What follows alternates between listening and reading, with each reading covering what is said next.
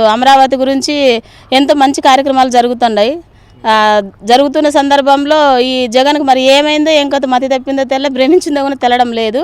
ఎన్నో సందర్భాల్లో ఏమి లేకున్నట్ల మా అమరావతి లేదు ఏం లేదని ఏడ్చిన వాళ్ళందరం ఇప్పుడు అందరికీ అనుకూలంగా పనులు అన్ని విధాలుగా ప్రజలు సంతోషపడే టైంలో ఏదో మావిగన్ అని చెప్పేసి మావిగన్ అని పేరు పెడుతున్నాడు. ఎందుకు పబ్జీలు ఆడేది స్టాప్ చేస్తే ఇవన్నీ తనకు రావు ఆలోచనలు.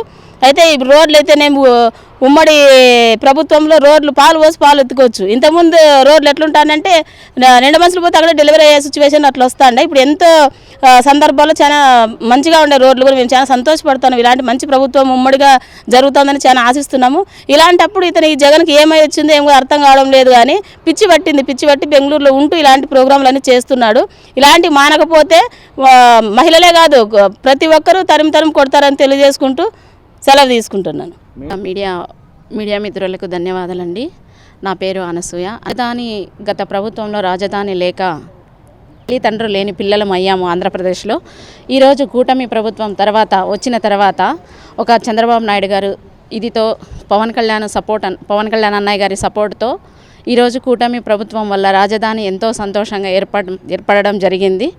అందుకు ఆంధ్రప్రదేశ్లోనే ప్రజలంతా చాలా ఒక పండగలా సంతోషంగా చేసుకోవడం జరుగుతోంది. ఇదిలోనే జగన్మోహన్ రెడ్డి గారికి మతి స్థిమితం లేకోకుండా పిచ్చి మాటలు మాట్లాడుతూ కూటమి ప్రభుత్వాన్ని ఎగతాళి చేస్తూ ఏదేదో మాట్లాడుతున్నాడు.